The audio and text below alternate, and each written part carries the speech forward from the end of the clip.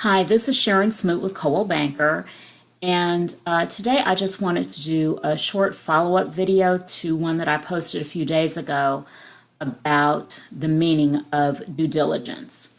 And specifically today, I want to talk about what happens during the due diligence period once the buyer has had the property inspected.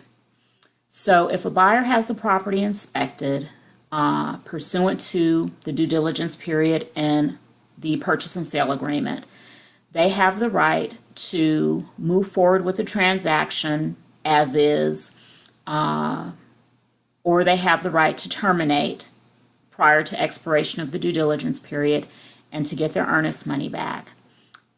Or they can ask that the seller make repairs to the property. Now, if the seller does not agree to make the requested repairs, then the buyer has the right to terminate the contract and receive his or her earnest money back.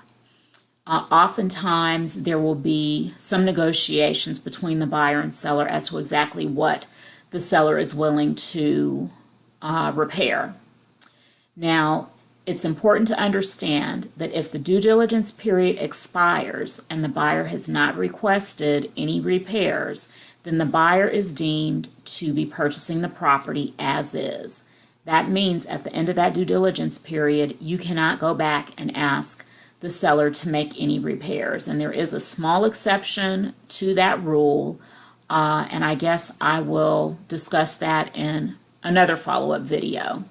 But if the due diligence period expires and you as the buyer have not requested that the seller make repairs, then you're deemed to be buying the property as is, and you no longer have the right to terminate during the due diligence period nor to ask for any repairs.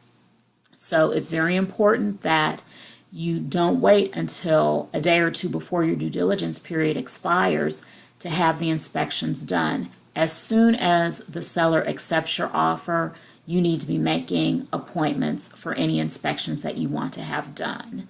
Now, let's say, for instance, that you're getting a radon inspection, and that can take about 42 to 78 hours. 48 to 72 hours. It might be necessary to extend the due diligence period for a day or two, but it's really best not to wait until that due diligence period is about to expire to try to negotiate an extension of the due diligence period with the seller.